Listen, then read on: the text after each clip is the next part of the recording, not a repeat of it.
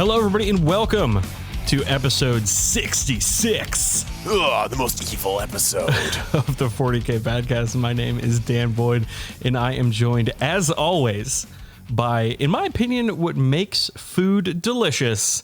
That's right, it's Carbohydrate McLipid. Ooh, yeah, I do break down very quickly. And I am mostly empty calories. Yeah, Yes, that's true. Carbohydrates and lipids, breads and fat. I would have gone with McLegume because then you would fully be covering my diet, but oh well. Well, I wanted to go with what's accurate. Let's be honest here. Our content is not what anybody would call healthy. No, I wouldn't even say it's really even filling, but it does make your face feel kind of funny sometimes. I feel like we are the popcorn, the movie theater popcorn of 40k podcasts. In that a not insignificant number of people are allergic to us. Yeah. You know, popcorn messes me up like every single time I eat it. It always makes me very gassy. And then those stupid kernels get stuck on like the back of my tongue, and they're like suction welded onto the back of my tongue. And then I spend like 20 minutes going like trying to get them off. It's terrible. I mean, let's see. We do suck. I got nothing else on that one. My favorite thing is one time I had like $100-something in movie theater gift cards, and I was like, you know what I want to do? I want to go to the movie theater and just destroy all 120 of these dollars, as well as potentially my viability as a long-term human being by getting like a popcorn. I'm just like, give me the large popcorn bag filled with movie theater hot dogs. I'm gonna go buy the butter pump, and I'm just gonna go fucking hog wild. Wait, so you got buttered hot dogs? No, I didn't do this. If I did, I would not be speaking to you right now because I'd be dead. But that was my idea. So buttered hot dogs is what I think about when I need to throw up. Oh, okay. I think of actually like cold Chinese food noodles. I always think they're like always like worms, like cold spaghetti. Not a fan.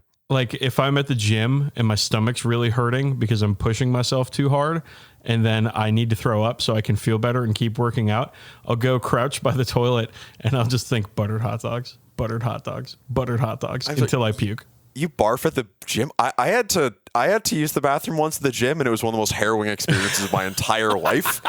And I could not imagine being on my knees over a toilet in a gym bathroom. You don't get on your knees, bud. You squat down. You get low. Okay, that's what I did on the airplane flying to Adepticon.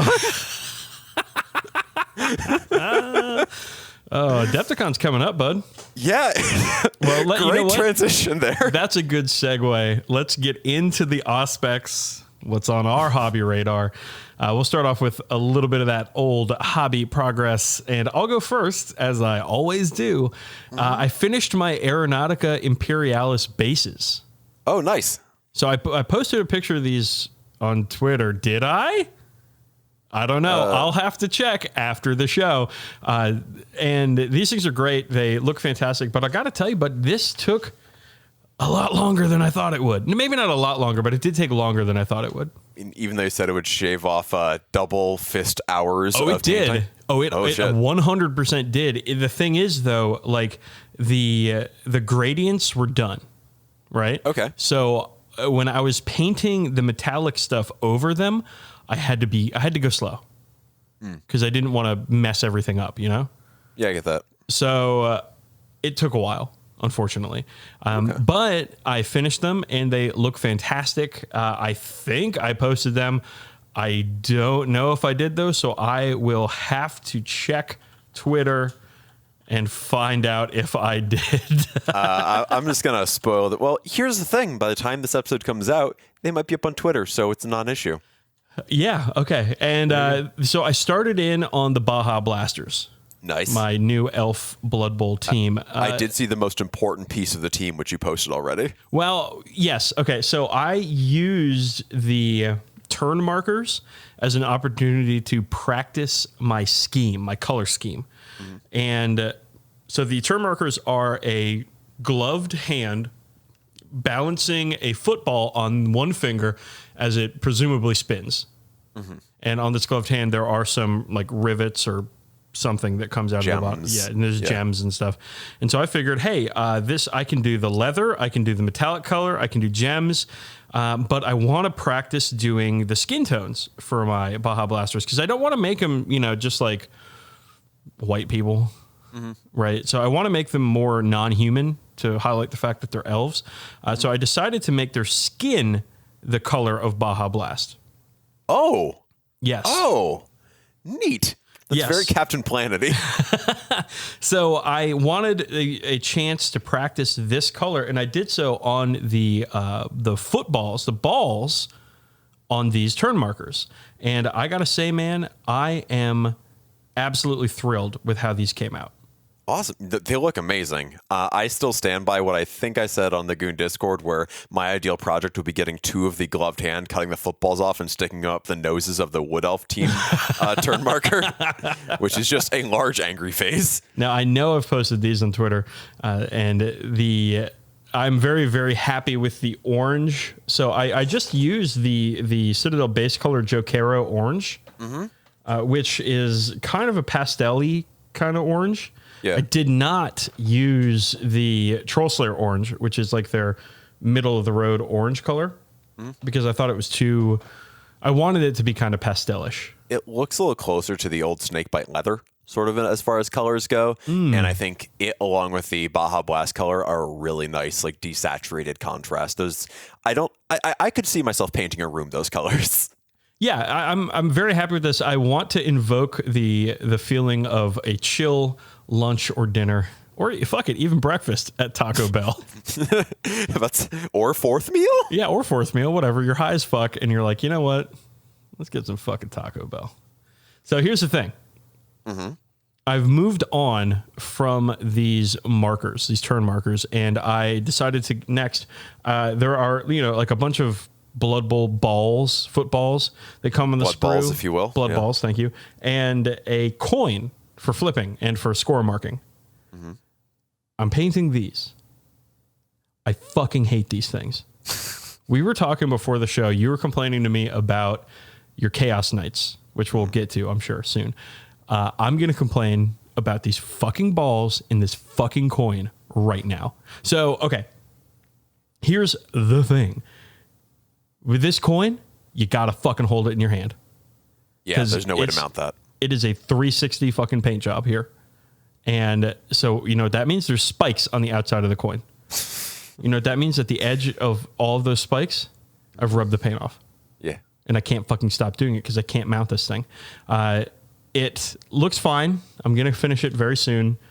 But I hate painting it. I fucking hate it. And then these balls are the same thing. You have to hold them. You can't mount them. And I'm looking at your balls, Dan, and I do see there's like a flat bit of plastic underneath. You could probably just like that's for one of them. Yeah, I could for 2 of them, but for the other 2, which are again, all around paint jobs, you have to fucking hold them. And I again, there's spikes involved in half of these, and each point is rubbed off and is showing the white primer underneath, and it makes me so fucking mad.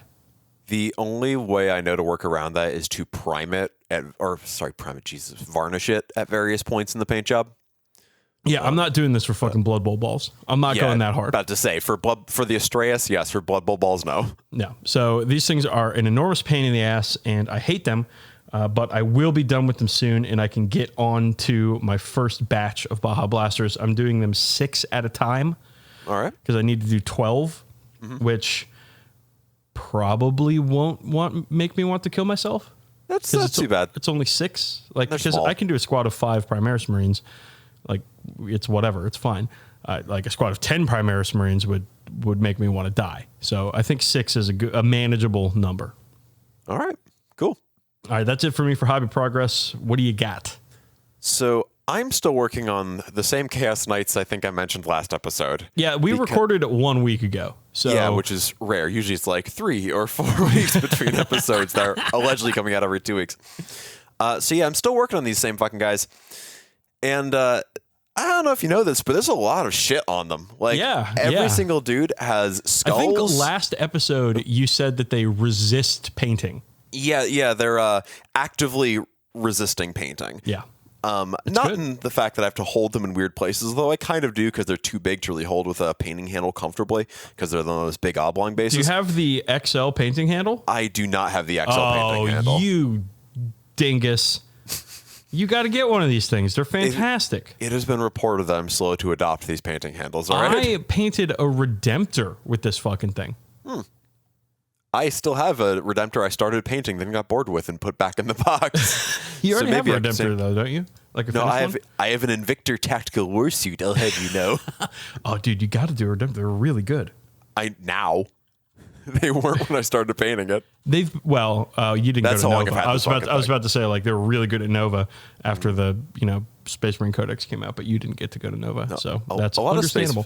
A lot of Space Marine things were really good after the new Space Marine Codex came out. Funny that. Yeah. So I'm working on these Chaos Knights. They have so much shit in them. Like every dude has like hanging from them skulls, oath stones, hooks, tassels, severed heads, which you need to, of course, like paint a whole face on them, and bewilderingly hands. Like they have like severed hands just like hanging off them. Like the champion has 2 hands hooked together hanging off his shield or whatever. And can they throw these hands?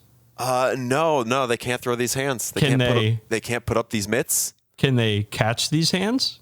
This isn't Blood Bowl, Dan. Don't be silly. So you don't get what I'm talking about. It's okay. Please continue. I realize what painting these guys. The regular, like they have like these big flowing capes behind them that look super dynamic and incredibly cool. Mm-hmm. The regular plastic Chaos Knights don't have capes. Yeah. The fucking Varangard don't have capes. But these 5 Jamokes have capes.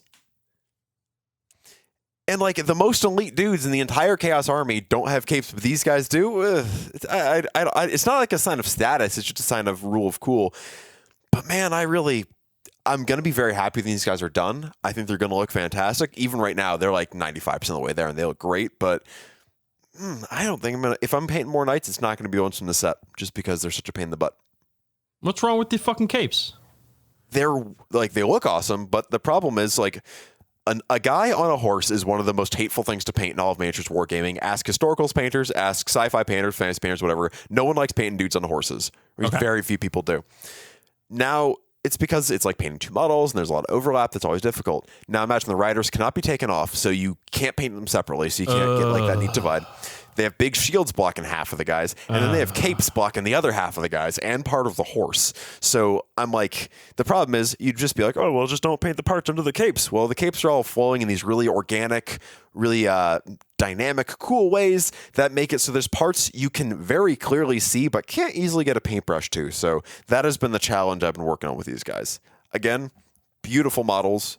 We'll be very happy to have them be done. I'm having fucking flashbacks over here to the Astreus episode. Well, on the bright side, these are plastic and small. That is true. Though you need to get yourself an XL painting handle, homeboy. I thought you were about to say you need to get yourself an Astreus, at which point I would say, no, I do not. No, our friend Jack Hunter over at Goonhammer recently painted his either 2nd or 3rd Astreus. And he's a crazy person who I do have some admiration for, but, I also worry. I worry about him. I saw somebody else post that they just had their 3rd kid, and I'm trying to think if a 3rd kid or a 3rd Astreus is more work. Ooh, that's a tough one. At least the kid, will take care of you when you're old. Maybe, yes. Hopefully. Let's not count those chickens before they hatch, fella. That Astreus will just watch you and judge you as it never degrades. But you do. I can tell you from my Astreus, which is currently falling apart. I need to go back and fucking fix it. They will degrade. That's heartbreaking. No, it's okay. It's just I got to re-glue the pins. Okay. It's not a big deal. It'll be like, 10 minutes of fixing. I just don't want to fucking deal with it. Yeah, about to say, because those are load-bearing pins. I would much rather never take that thing out of the box. But enough about my Dark Angels army. Hey-o. Other than that, I have started work on the marquee model of 2020 that is from 2018, I think. The Sump Croc, which I'm extremely excited to paint that little dude. Once I finish these jamokes, I'm going to paint him, and I'm just going to have a fun old time paint my little lizard fella. Apparently, jamoke is the word of the day here at the 40k Badcast. It's a very versatile word. Is it? I feel like it means one thing. It means this fucking guy, or this jabron, or this jabroni. The Latin is jabroni. Of course, the plural of that would be jabronii. Coming this fall, Adeptus Mechanicus jabronii. I guess so. But I feel like it would be a Jabronus. No, a Jabronus is like an alpha jabroni. Yeah, I guess so. Oh, I thought Jabronus were those Harry Potter things. Hey, Expecto Jabronus.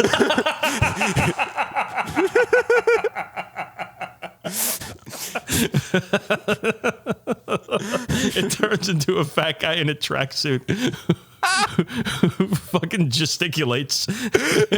He gesticulates with a Philly cheesesteak in one of his hands. He's got a fucking sandwich. And a 64-ounce Diet Coke in the other. It's like a fucking Marlboro Red 100 hanging off of his lip. It's not even like in his mouth. It's just like adhered to his lip. Expecto Jabronus. Oh my God. Wow. We are coming out strong today. So, hey, Chicago, we'll be in you real soon. Oh, God. All right, let's move on. Did you play any games in the last week? I actually did. Did. Oh, shit. Go for it, man. Yeah, I played a game against Cody. It was 2,000 points. My Ultramarines versus his Iandan Wraith host, the ghost host with the most hosts. And this was... All right, January was a slow month for me gaming-wise because a lot of real-life shit happened. My fucking beloved cat died. A lot of shit happened I do not care for. So we're starting off February by getting in strong, getting in my first game of Vulpes Vulci's Venti Venti by taking Vulpes Vulci himself. I could have taken Marnius Calgar, but I took Vulpes Vulci and his Royal Lieutenant Volpi Primo along with a big ol' fucking Space Marine battle pile. Grazie. Grazie mille.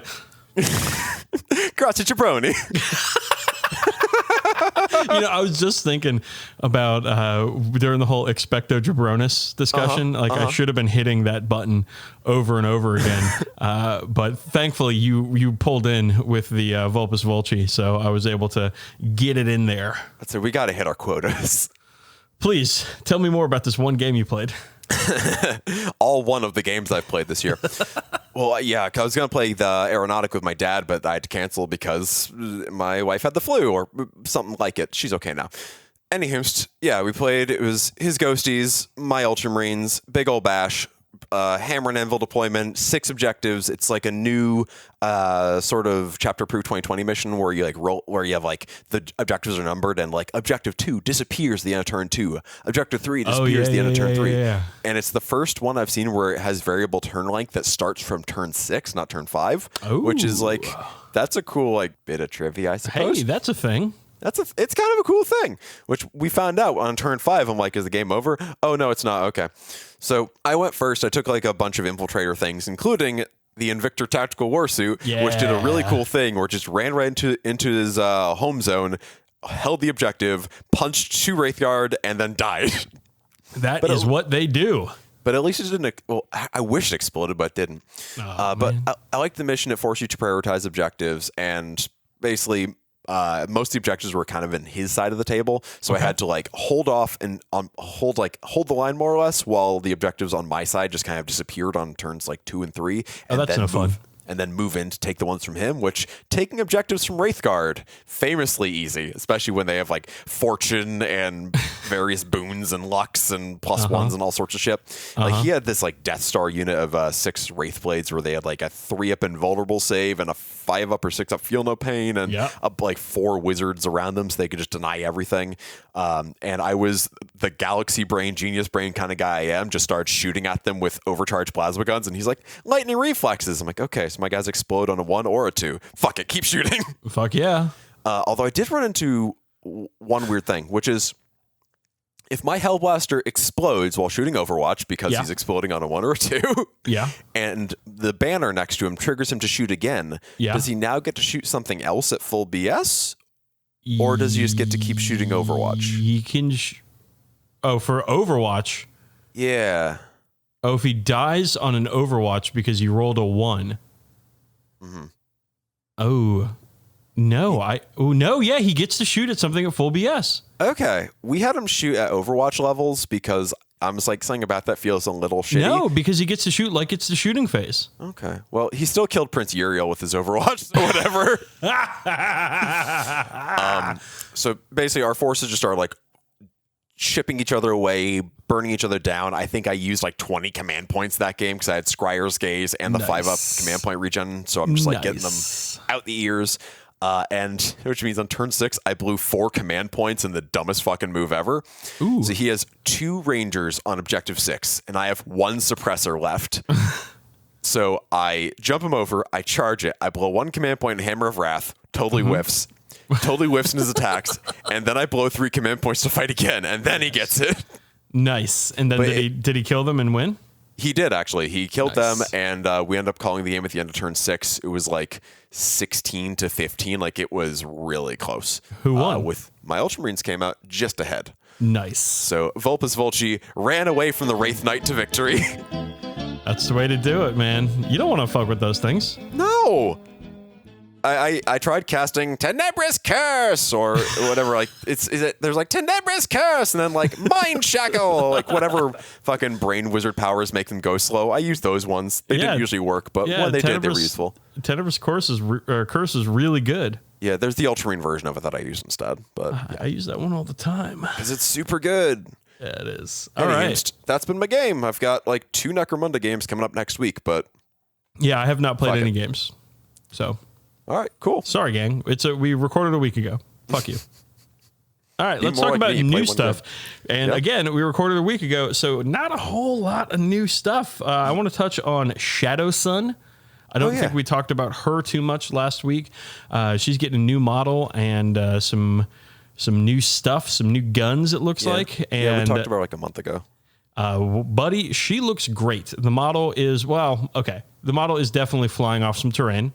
I think they called it the Hero Base. The Hero Rock. Because Hero Bases are a thing they sell, where where you can mount any character on a big piece of shit. I think they're cool, but you know what I mean. But she is a great model who comes with helmeted or unhelmeted options. Now, or the one version where she's wearing like the Virtual Boy on her face. I like that one too. I have decided that I'm going to apply Shrike logic to all characters now. Mm-hmm. And if you have a helmeted or unhelmeted option and you choose the helmeted option, you are a coward and you deserve nothing but scorn.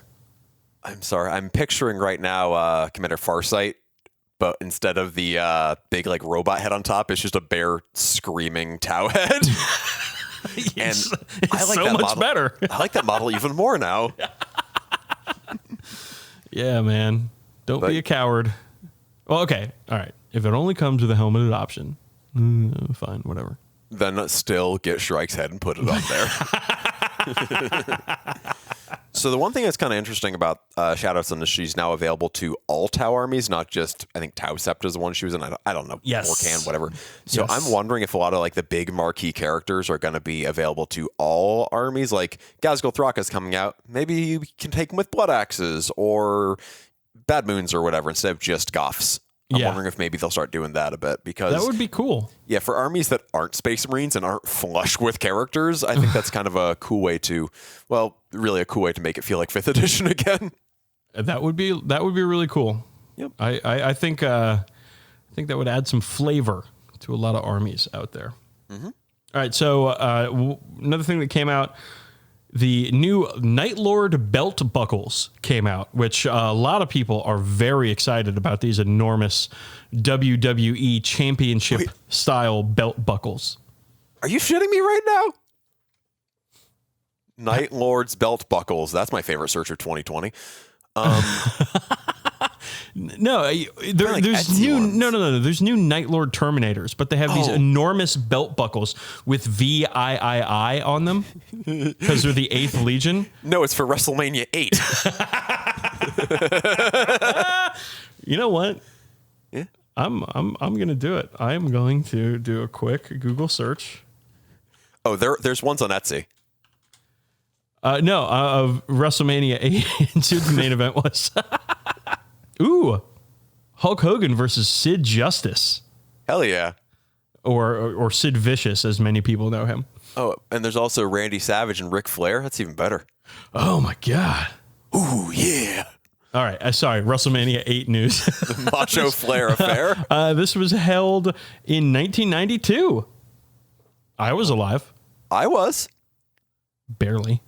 I was very much alive, just not very sentient yet.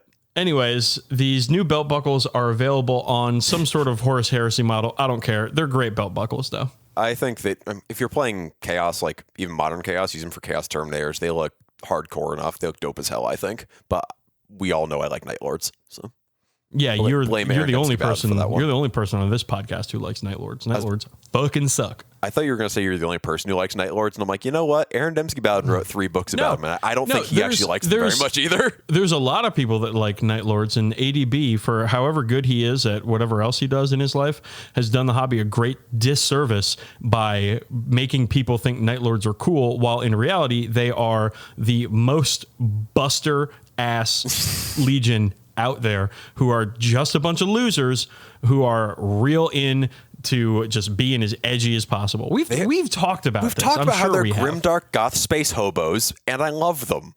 Ugh, they're the worst. Well, for what it's worth, the special Even effect. word bearers are better than Night Lords. Get that shit out of here. At least word bearers have like something going on. Literacy. Night Lords, their whole thing is, hey, we're a bunch of losers who lose all the fucking time. Here's the thing. Night Lords are flesh hooks. Word bearers are hooked on phonics. I don't know. That's all I got. That's all I got. Sorry. No, you're getting the fucking trombone for that one, fella. It's because I'm trying to workshop how to turn the names of... All right, so the names of the Night Lord's unique right of war, like all the special rules there, at least 2 out of 3 of those sound kind of like some wackadoo libertarian video essays, like the strong are strongest alone. The aristocracy of ruin. See, like, that's fun. That's funny. Yeah. I was working on it. I had to buy some time. You had to buy some time with the terrible fucking joke. I'm sorry. I can't hear you over the sound of Talos owning the Emperor with logic and reason, all right? Watch this Night Lord destroy these loyalists with logic and reason. And also a bolt gun during the S1 massacre. In smaller font under it. I feel that's more of an Iron Warriors thing, though. Ooh, oh, fuck yeah, you are right. Okay, all right. Yeah, we're going to have to retcon that one, y'all. Just imagine we said Iron Warriors for the whole time. They also suck. Whatever. Okay, and then the last thing is that Warbringer Titan, and boy, oh boy, is that a suggestive model. Are you telling me there's something wrong with the compensator cannon? What's worse, the Warbringer Titan's compensator cannon or the enormous Eagle Dick gun from that one terrain set? Well, the Eagle Dick gun spreads freedom. We all know this. Bombards the enemy with hot blasts of freedom. With thick ropes of freedom ringing across the land. Like by the name alone, the Nemesis is not spreading the good kind of freedom or the good kind of thick ropes with its giant cannon. Knocked me back in my extremely loud chair. Don't worry, mine's just as loud. All right. Fuck.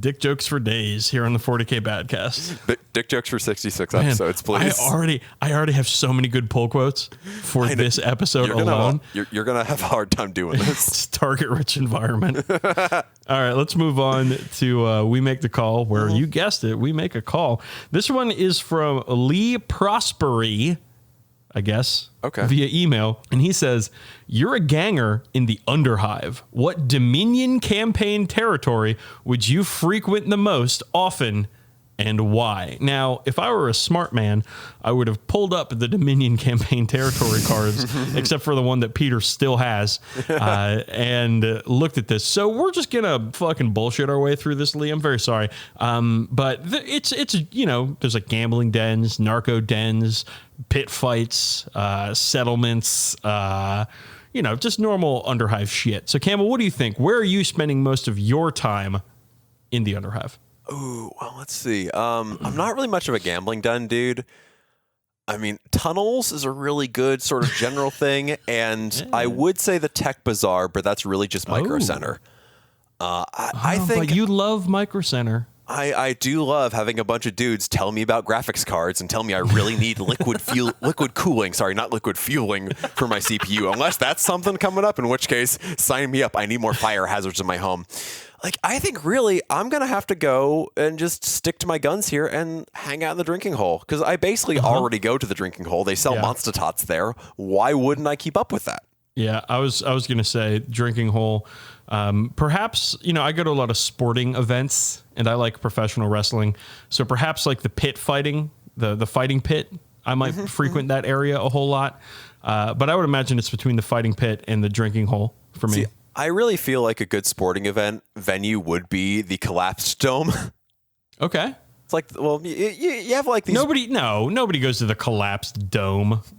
You go to the collapsed dome to fucking smoke weed when your parents are. I'm sorry, smoke Underhive weed, whatever it is. IHO sticks, Obscura? Glow sticks. Obscura is basically space opium. Wait a second. Did you just call them IHO sticks? I don't know if it's a capital I or a lowercase L whenever they're referenced. Okay. Are you fucking? It's a sans serif font. I can't tell. Are you joking with me right now? IHO sticks? Oh, god damn it. I don't know if it's IHO stick or low stick. Hey. Okay. Here you go. Okay. Oh. Well, you know what?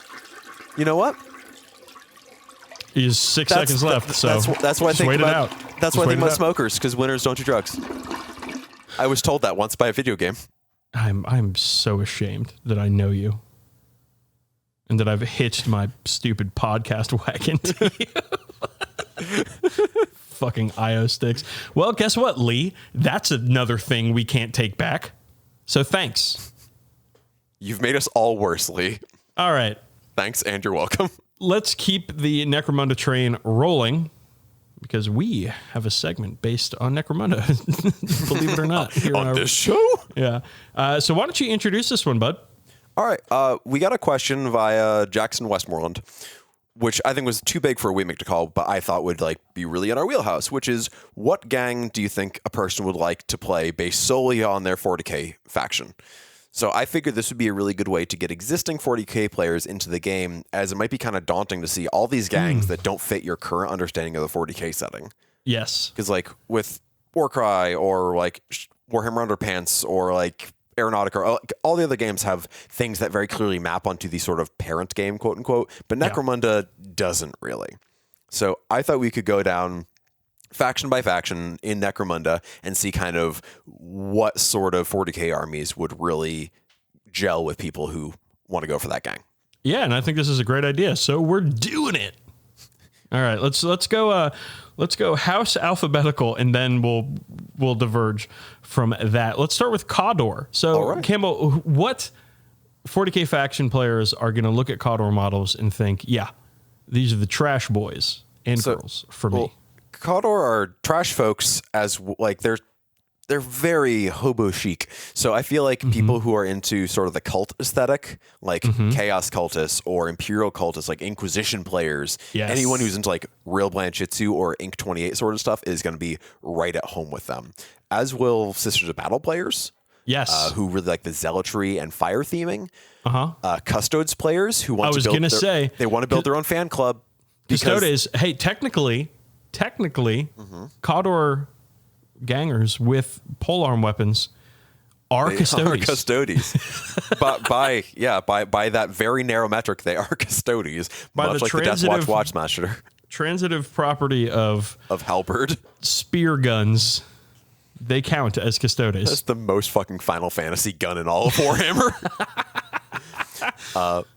But it's not just like that's looking at more from like the Imperial sort of side of things. But if you're like more of a Chaos or Xeno person, any Nurgle player who's really into the sickly masses, like Poxwalker or Plague Bearer sort of aesthetic, will have a good time with them. And also, if you did some sort of like kit bashing to make them look even more sickly or gross or whatever, you'd have a very good time. And also Orcs, because they'd probably be down with the garbage scavenged equipment and just hordes of feckless idiots angle. Yeah, so I'm with you pretty much all the way, but I do want to focus on the cult aspect of the Khador. They are dirty, they are malnourished, they are undergunned, and yet they are actually one of the best gangs in Necromunda. I write for Goonhammer, a weekly column about Necromunda, and we've gone through all of the houses of the Underhive now for our we're reviewing on a deep dive of what each house has and does or whatever. And Khador are the one gang that I'm like, fuck, I want to play these guys, and not just because of the way they look, but because they're fucking good. Mm-hmm. Even if person by person, they're kind of garbage. I think that like Sisters of Battle players are going to get the most out of these guys because they're extremely religious, the Khador, and they would make great Fraterus militia models if that is ever a thing. Absolutely. And we've said before, like the Khador kit is the new Flagellant kit. In a lot of ways, it is. It has a very similar level of... It's not quite as posable as that one is just because of the way models are these days, but for sheer conversion opportunities, it's incredible. Yeah. All right. Great analysis, bud. Yeah, it's a shame about the rest of the gangs. All right, let's move on to Delac, House Delac. I was going to go Corpse Grinders actually next, not just the house gangs. I told you we're going alphabetical by house. I'm in charge. Okay. Oh, you are in charge. You are large and in charge. House Delac. Let's go. All right. This might be kind of... I'm sorry. Unless you're in Wanacue, New Jersey, and then it's House Delacue. I don't make the fucking rules over here, all right? I'll make sure to keep that in mind as I drive by Il Palazzo again this May. Dude, we gotta go there one time. We gotta go to Il Palazzo. Il Palazzo. It's very important that you roll down your windows when you pass Il Palazzo and you put out your hands in the fucking, the hand gesture. And say, Il Palazzo loudly. And so all the people of Wanacue, New Jersey can look at you and think, what the fuck is wrong with that guy? Then you immediately hit a deer crossing the streets. All right. House Delac. I've got, I think that Eldar players would really enjoy Delac. I figure this might have been kind of flavored by my experience because the one person in my local group who plays Delac is Cody, who plays Eldar of all flavors, and their whole shtick, Delac and Eldar, is kind of being tricksy. Trickery. So I really feel there's a lot of overlap there. I think that Tau players would enjoy Delac's playstyle also, with the emphasis on shooting and having rules for everything. Yeah, with a lot of the smoke grenades and like using photo goggles to shoot through them and stuff like that. Yeah, I think my experience fighting them is a lot of poison daggers and like flechette pistols and stuff. So I think of them as being a little closer range. Dark Eldar. I think Dark Eldar really. Yeah. And they're also, they're in trench coats. They're bald and sickly looking. Like they look like Cenobites from the Hellraiser series, which is basically what the whole Dark Eldar shtick is based on. They're actually more of the fucking strangers from Dark City. Is what they are, like 1-to-1 just about. Yeah, another great film. Here's a little bit. I think Raven Guard players would like Delac, though. Tell me more, Raven Guard player. Well, because they're sneaky. They do a bunch of deployment shenanigans. They have a bunch of shooting shenanigans. They're they're shenanigan heavy, and Raven Guard is easily the most shenanigan heavy of the Space Marine chapters. This is fair. It is a shenanigan again sort of situation here. I also think, speaking of shenanigans, being sneaky, being bald, and so on, are Genestealer cult players. Because their stealthiness and trickiness really would have some overlap with those sorts of folks who don't want to just use their actual Genestealer cult gangs, which we will get to further down the line. Okay, let's move on to House Escher. Campbell, who's enjoying House Escher? I think the Dark Eldar players who dig the more like glam rock, leather, and spikes aesthetic will be into them. I have that too, yeah. Yep, and also the ample access to poison is also going to have a bit of overlap there. I have Eldar players too, regular Eldar, because Escher are sort of this like wild and untamed elegance. Mm-hmm. They have that look, and I think that Eldar players are really going to appreciate that aesthetic. I think a lot of that comes down to the original ones being Jess Goodwin sculpts. Yeah, the old Jess Goodwin. Yeah. Ugh. And the new ones being, I don't know how much involvement he had with them, if any, but very similar aesthetically. Be still my heart. Yep. So I'll also say some guard players will probably have a pretty good time with them too, because if you like a lot of people with las guns, they're very good at it, and they're pretty close to the baseline for what humans are in the game. The weakest fucking link. Las guns and flak jackets? Yeah. They got las guns and flak jackets. I feel like las guns, then fella, do I have the gang for you? Why are there so many las guns? I think that Sisters of Battle players would like Escher too, because it's ladies. I didn't want to just make that sort of comparison because, like, you like girls. Well, here's girls. I mean, it's perhaps not great, but I think it's a viable. I mean, if you want to see more representation on the tabletop, they're a very good way to do it. Yes, they have great models too. Absolutely. That's why I'm doing a gang of them. I got one more. All right. Escher are pretty punk rock.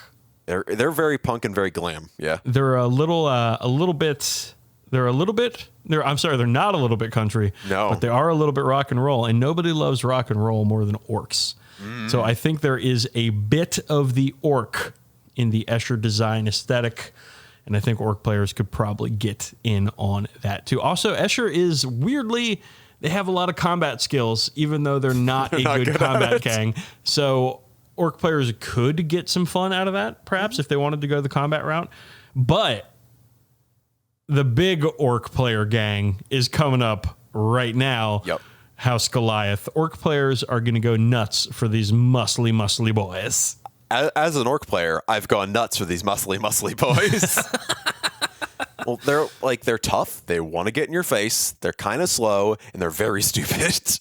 Yeah. So they've got orcs written all over them. But I think that's, and they even have a fairly similar aesthetic since all their stuff is like very industrial, like welding gear. There's a lot of spikes. There's a lot of like big honking axes. There's a lot of big honking handguns. In old Goliath models, there were basically orc glyphs all over them too. Yeah, but they also had giant wrestling belts.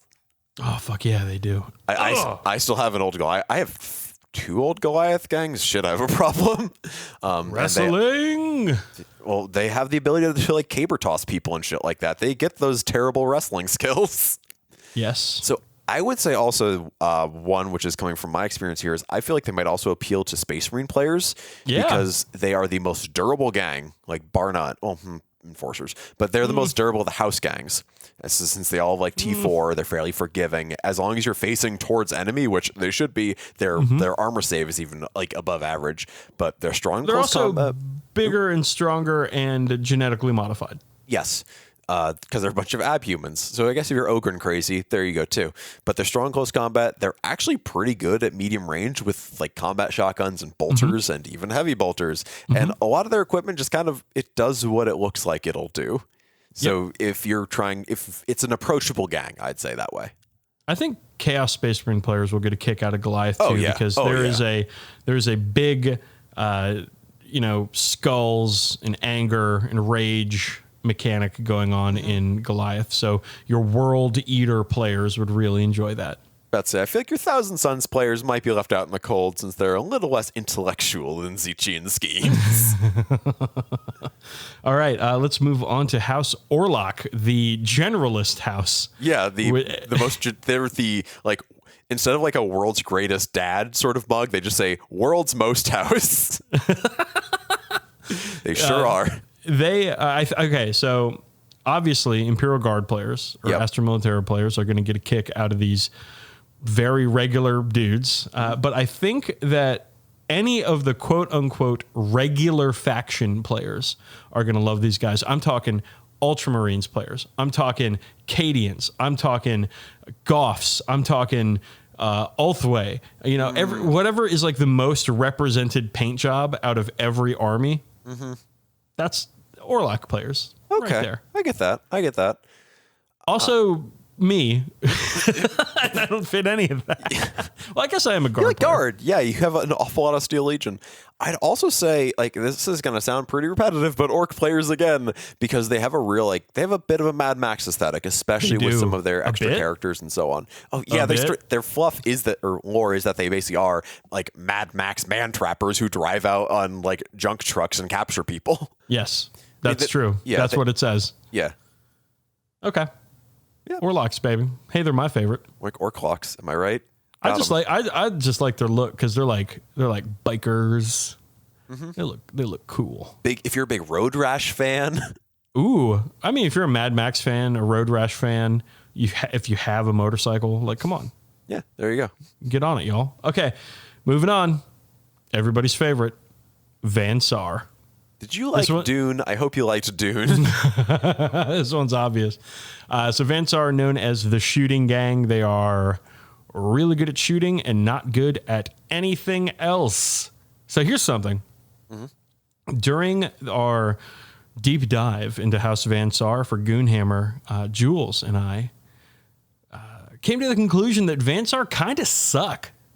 I honestly think out of the house gangs, they are the most difficult gang. Yes, they're good at shooting, but that's the only thing they're good at. I would say, in my experience, they're very good if you're unprepared for them, or if you're not very, or if you're playing it. Van Sar will do very well against people who are not prepared for them, going all in on something that doesn't work very well, or if they're inexperienced players, because they are very intimidating because, like, oh, all these guns, and a lot of them are really good, but that's not really taking into account that they will crumple like a house of cards if you get within 6 inches of them. Yeah, and they also have all movement 4, so they're slow like Goliaths, but they're also weak. So they're slow and weak. So squishy. So it's normal to like feel a lot of anger and hatred and distrust of Van Sar players, but gang, I think we're wrong on this one. I think we should hold Van Sar players up as like, hey, you're doing Necromunda on hard mode, and I respect you for that. You hear that, Dylan? That's right, Dylan. I've got mad respect. I would say also, bring it back to the core of the question here, like the obvious comparison there is Tau, but yes. I would say if you're a bit more into the lore and aesthetics, I'd say Admech, because they have a lot of esoteric and high-tech equipment, and that's thematically very congruent. I was going to say Necrons for the same reason, but some people would argue that Admech are just wannabe Necrons. They have the same feet. Do they? Yeah, actually, the Scutarii, like from the knee down, looks really similar to the Necron warrior knee down sort of feet area, and there's even some lore referring to that or like alluding to that a little bit in the Forgebane box when that came out. Do Necrons have flamer horses? Not yet, but we'll see. We'll see what the future holds. We can hope. Yeah, so Van Sar have that, of course, very clean aesthetic too. So I think Eldar players would enjoy the Van Sar box quite a bit. Honestly, Van Sar would make fantastic Guardian models. Oh yeah, no, they're really nice minis. Okay, Enforcers. Obviously Space Marines. Obviously Space Marines. They look like Space Marines. Yeah, they're durable guys who look like Space Marines with bolters and shotguns, which Space Marine players will be familiar with. Covered in armor, and some even have shields. Mm-hmm. So I also have Imperial Guard here because, you know, yeah, I think that they are very similar in aspect to the, what do you call it? The Tempestus Scions, the Stormtroopers as well. Yeah. And I have Sisters of Battle in here too, because their armor is, it's pretty Baroque. And again, heavily armored people running around. I do not have Chaos Space Marines in here because Enforcers are cops. And ain't no Chaos player fucking around with cops. No. All Enforcers are bastards after all. But I would say also, if you're... Ahab. Rolls off the tongue. I'd say also if you're Custodes or Grey Knights or any other like hyper elite army where you like that sort of like few versus many sort of thing, you're probably going to be outnumbered if you're playing Enforcers, because if I recall, they're pretty pricey per dude. They are. Yeah. Okay. Corpse Grinders. This one's easy. Corn players of all stripes will find their home right here. It's on the tin. You don't have to do much imagining there. These are better Berserker models than the current Berserker models. I mean, most Berserker models are better Berserker models than the current Berserker models. The fuck does that mean? I'm talking about basically the entire Age of Sigmar Chaos range. All those Blood Warriors and shit, like, they're way better Chaos Berserker or Khorne Berserkers than the third ed Gorilla Fist, Goofy Face Khorne Berserkers, who are all basically Khorne Berserkers on ice, given their posing. So, and they have giant bunny ears. I think Orc players will get a kick out of Corpse Grinders too. I would say also Slaanesh Demon or Tyranid players might be home there due to how fast and lethal the army is or gang is in melee. Yeah. Yeah, man, I don't know. I don't think Slaanesh players and Corpse Grinders are really going to get in there. If you think about that lore-wise, no. But if you're playing like Slaanesh Demons, where it's just like a lot of demonettes and playstyle, okay, playstyle-wise, yeah, that's why I said Tyranids too. They do not share any aesthetics with Tyranids. They just have a very similar mechanic of getting in your face and making your guys go away. Corpse Grinders fucking rule, by the way. I'm really excited to get mine painted up someday in what will certainly be the far future. Let's move on to the easy ones, bud. Okay, that's basically all that's left. Yeah, well, Gene Stealer cults. Campbell, what players are going to be into Gene Stealer cults? Imperial Knights. Oh, good. Yeah, naturally. Yeah, that makes a lot of sense. Yeah. Giving you a bit to chew on right there. Chewing on it, but I'm not chewing on it on mic because that's disgusting. No, that's why we don't do live streams. Well, you just don't eat. What? Okay, doesn't matter. Doesn't matter. The answer to this one, guys, is super easy. It's Gene Stealer cult players. Hey, Gene Stealer cult players, guess what? You already have a Necromunda gang or 5 right now. And no, you can't take your dirt bikes yet. Good point. The Gene Stealer cults have a ton of great models that can easily make the jump over to Necromunda. And if you have a Gene Stealer cult army and you're not playing Necromunda, come on. What are you doing? You should at least give it a try. At least give it a try. It's a lot of fun, and it will cost you nothing but time, which is the most precious resource. So think about it very long and hard, I guess. Anyways, the more time you spend thinking, the less time you spend playing. So just get I think Tyranid players also would enjoy Gene Stealer cultists because there's a little bit of brotherhood hanging out there. A bit of brood brotherhood in there. Also, if you're an Elder players, like they're kind of a tricksy gang, so that sort of play style might kind of gel with you. Although the Gene Stealer cult Tyranid link is the very obvious one. All right, and then finally, the Chaos cults. This one is, again, easy. It's Blackstone Fortress players. So, this is true. So here's the funny thing. My note here says, word of the day, guard players who like hordes of jamokes with autoguns. Ooh, back to jamokes.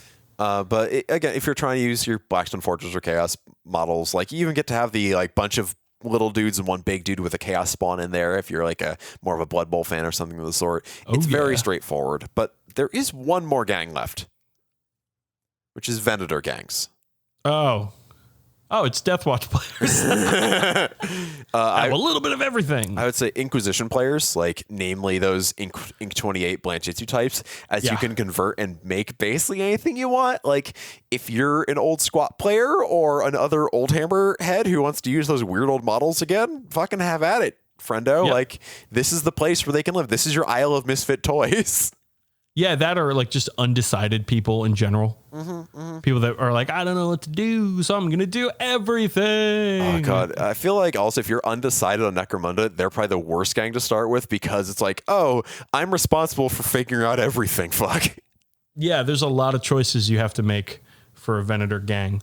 All right, I think that was a good little segment. Yeah, I think that's very much in our wheelhouse because we play one of these. Well, we technically play both these games. We only talk about one of them. So this next segment begs the question, is there a segment too stupid to go on the 40k Badcast? And quite frankly, y'all, we're going to find out in the next couple of minutes here because Campbell came up with this. And I'm not trying to disown it because, it's also my podcast and I'm into it. But this is the dumbest thing I've ever heard. So, Campbell, please tell us what we're doing in this segment. Well, you were asking, the we like to call was what territory would I take had I the choice? And this is the one I would actually take, which is the Warhammer Diner. Ugh. What are you going to order at the Warhammer Diner? And first of all, you're going to get the gist of this pretty quick. Before I get to ordering, say, a Moon over Warhammy. I'm just going to put it out there. No corn jokes. Because those are too easy. It's too easy to be like, fresh baked cornbread in a ceramic skull or a bowl of cornflakes. Like, that is a meme as old as time. No, I'm talking about Marnius Calgar's Gyro of McCrag.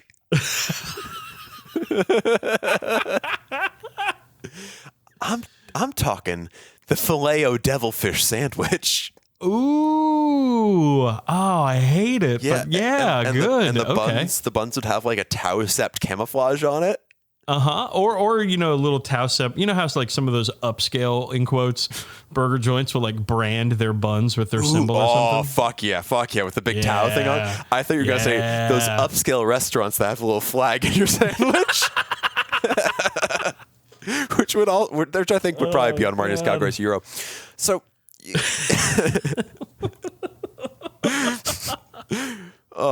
What do we call space like horse heresy tanks? It's like a Greek diner on treads. Yeah, it's a Greek diner on treads. Yeah. So this could be a food truck. This really could be a food truck with a very eclectic menu. Now, you like, all right, we're staying away from the cornflakes, I know, but I still want to get on some of the chaos sort of flavor here. So I figure you could just have a plate of nurglings, which are chicken nuggies with some vintage Heinz Easy Squirt green ketchup from when Shrek came out. Oh my God. I hate it. They could even be shaped like little nurglings. It'd be fantastic. Who wouldn't want to put some like 20-year-old green ketchup on their chicken nuggies?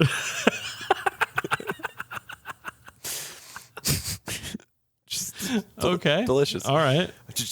I'm guessing you aren't quite as familiar with the Shrek branded multicolored ketchup as I am. Oh no, I remember.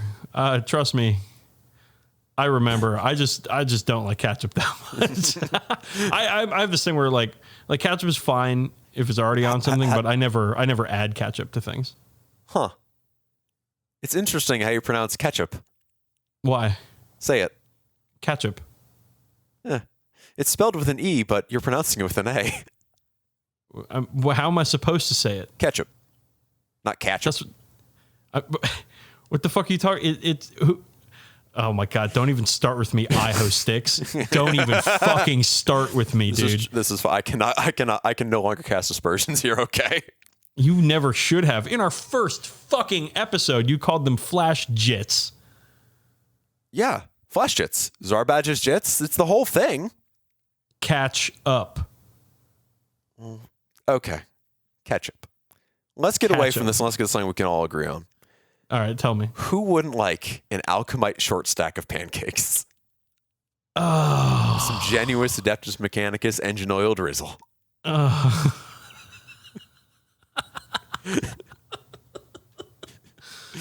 Oh God, I hate it, but it's good. It works.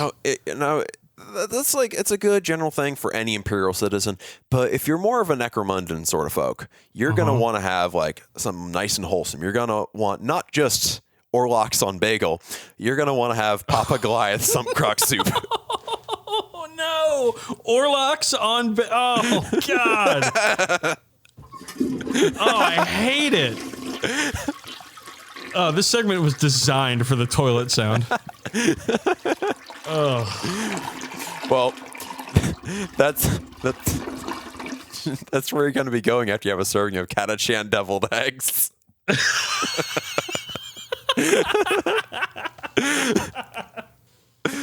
I like how this segment is basically Campbell reads Dan puns. I read you prepared puns. It's even better. Okay.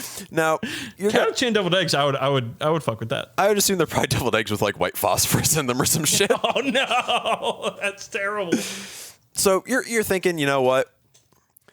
Before you're about to leave and you think like, okay, I'm going to get dessert, but before I get dessert, I want to get a commemorative cup, which would be a commemorative 64-ounce container, i.e. the girthshaker round, for you to get whatever soft drink you want in it.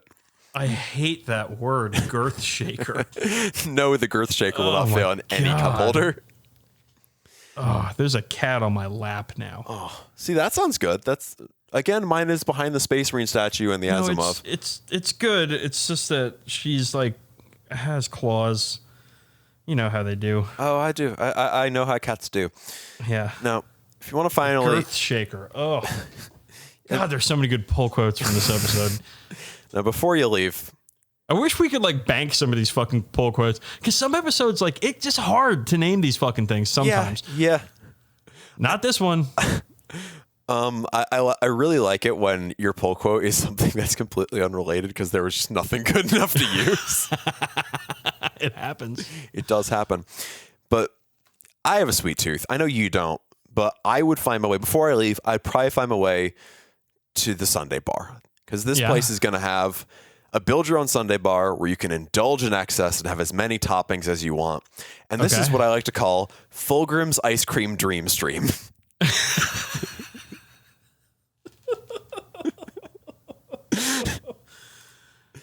Yeah, well, I knew it was coming. And there you go. There is the short list of the highlights of the menu items at the Warhammer Diner. Yes, I know Warhammer World does this too, but they're cowards and they won't have something called Fulgrim's Ice Cream Dream Stream on the menu. Unless they do, in which case I want kickbacks. I believe in this case it would be royalties, but yes, I agree. Yeah, so the question was asked at the beginning of the segment, is there any segment too stupid for the 40k Badcast? And the answer, of course, is no, there isn't. Well, the problem is we're not going to pull up here. No, we're going to lean in because it's time, y'all, for fact or fan fiction. Campbell, I hope whatever you've wrenched from the depths of wherever you find this bullshit, I hope it can stand up to the 40k Diner. I don't think anything can stand up to the 40k Diner, but we'll see. Is it worth it? The fire of marine bolters could be heard over the ruins. The boys knew what to do, gripping their brute cleavers with great insatiable excitement. They waited behind the columns and walls for them to get within arm's reach. They thought them to be simple, to be mindless brutes. They would show them, and yet still the biggest of them stared out in bewilderment, thinking thoughts dangerous for an orc. The same words flickering through his head. Was it really worth fighting all the time? Gormaw was perhaps one of the oldest of his people, the barbaric and savage race that held war as their greatest delight. The feel of an axe in one's plural hand, the emotion of blasting one's plural opponent to the dust was motivating, and yet he could remember a time when things were very different, a time when they knew not of war, not of strife, but of pain and weakness at the hands of the Humies. I remember. "Ois was there when the Humies killed me brothers. I was there when the Humies enslaved us. I was there when we fighted back, slaughtering all in our path. Red blood flowed, and the boys grew big and strong. But then we couldn't stop killing. There was never enough killing. Something that was so wrong became so right, and that became our greatest delight. And now we fight to be the biggest, most horny race there is. And yet I wonder, is it really worth it?"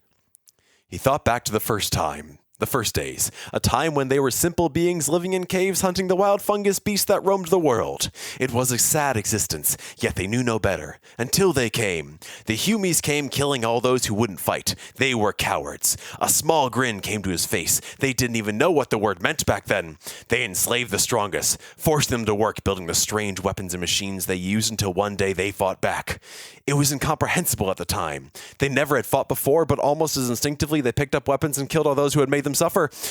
They managed to drive them from their homes, then their world, and in the end they won. They left many things in their departure: vessels, weapon schematics, and technologies. Without thought, many began to learn of the power of technology making us a true race. And yet we couldn't help but feel frustrated, confused, almost as if we were missing something. Within a short while, we turned on each other, killing our own kind, slaughtering our own brethren, and yet we didn't care. We ... enjoyed it. And so this is where we are now. We left our world to kill and pillage all within our wrong path because we want to ... we need to. An unmistakable hunger eats at us. We crave for war as an addiction, and yet we love it. So you said the word horny in there. And now we fight to be the biggest, most horny race there is. Yes. It is spelled Horney, which is an interesting spelling. I think that's just phonetic for orcs. I gotta tell you, bud, this wasn't very horny. No, it wasn't very horny, but I have to wonder. The question it posits is it worth it? Okay, so this person who wrote this was definitely not employed by Black Library to write this. I'm not giving up the ghost yet. Because orcs, like, there's no, like, orcs used to be peaceful and now they're not thing. Orcs are a genetically engineered race to do nothing but fight. So I think this one's fan fiction, bud. Fuck, you got it. Yeah, this is It Worth It by Vortex Inferno. Is it worth it or is it So the title is It Worth It? But after it says, disclaimer, I do not own Games Workspace Shop and therefore only take credit merely for this fic. It does say, is it worth it? So it's really up for interpretation. I think that makes it a very nuanced piece of fiction, which is exemplified by the fact that it was filed under mystery/angst on fanfiction.net. All right, cool. Well, thanks for that, bud. Yeah. So Dan, is it worth it? No, it wasn't. All right, gang. We agree on that. That's it. That's it for us for this one. Let's get the old heck out of here. Let's do some plugs before we go. I want to talk about Goonhammer real quick. Goonhammer is a website, goonhammer.com. You can go and you can get all sorts of great information, great tactics. You can read my columns about Necromunda. You can read Campbell's columns about Hazard Stripes. Yeah. Did you contribute to that one? I contributed quite a bit to an extremely on-brand article about banning Hazard Stripes, checks, flames, etc. Yeah. Very good. And you can even learn about the Goonhammer Open, which is going to be an actual 40k tournament held in the States and in the United Kingdom at some point in the year 2020. It's very exciting. I think the one in the U.S. is going to be held near Baltimore, Maryland. So I will definitely be attending that one. Campbell, I suggest that you do too, but you don't have to. I would very much like to. So everybody start banking your vacation days for an indeterminate point in the future. I think, and please do not quote me on this, I think they're talking about July 2020, but I am not one of the organizers for this. I know I'm going to try to help out in whatever way I can, but I do not have the time to do this. The reason I don't have the time to organize a tournament is because I'm organizing a tournament, Campbell, at the Nova Open, which is Labor Day weekend. Of course, I and my compatriots, Scott Horace and Christopher, are running the Nova Narrative. So as of recording, it is Feb 5 right now. On March 1st, event tickets go on sale for the Nova Narrative. So or for Nova itself, rather. But if you're looking to get into the Nova Narrative, I suggest you be ready for that because it's gonna go quick. We have 16 Warlord spots. Warlords, of course, are the highest tier, and you get to do the most stuff. We have 32 Lieutenant spots, which are you play every game. You don't get to go to the Warlord meetings and make the decisions about the campaign objectives and whatever, but you still get to play every game and you're a big part of it.